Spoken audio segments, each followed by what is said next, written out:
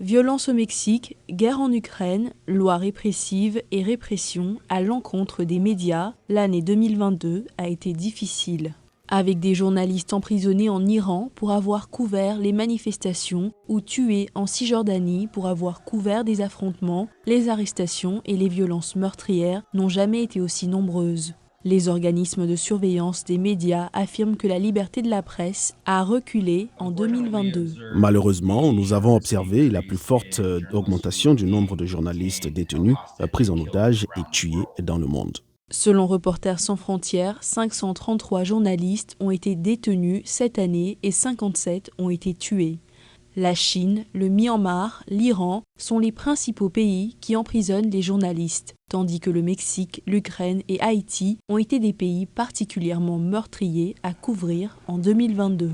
La guerre entre la Russie et l'Ukraine a laissé d'énormes traces. Moscou a imposé des lois répressives visant à étouffer des reportages et des organes de presse emblématiques ont été contraints de fermer. En Ukraine, les journalistes travaillent pour assurer la sécurité du personnel et informer le public. Il n'est jamais facile de couvrir une guerre, quelle qu'elle soit, mais surtout lorsqu'il s'agit d'une guerre qui se déroule dans votre pays et que vous n'êtes pas simplement un journaliste qui arrive sur les lieux et rentre ensuite chez lui en sécurité. Il n'y a pas de sécurité pour vous, il n'y a pas de sécurité pour votre famille. Mais les zones de guerre ne sont pas le seul danger pour les médias. Au Mexique, la violence et les assassinats ciblés de journalistes ont fait de cette année la plus meurtrière du pays. Les défenseurs des médias de ce pays affirment que les répercussions sont importantes. Ce qui nous inquiète le plus, c'est la violence meurtrière. Parce que lorsqu'un journaliste est tué, il se passe quelque chose qu'on appelle un double meurtre.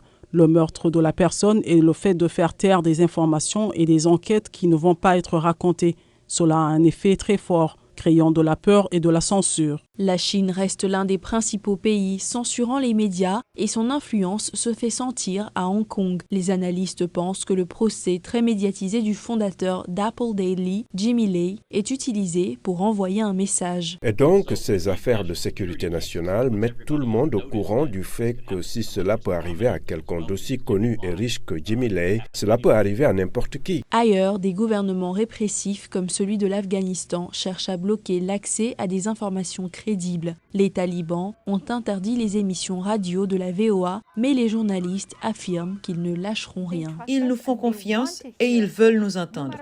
Et quoi qu'il arrive, ils nous trouveront.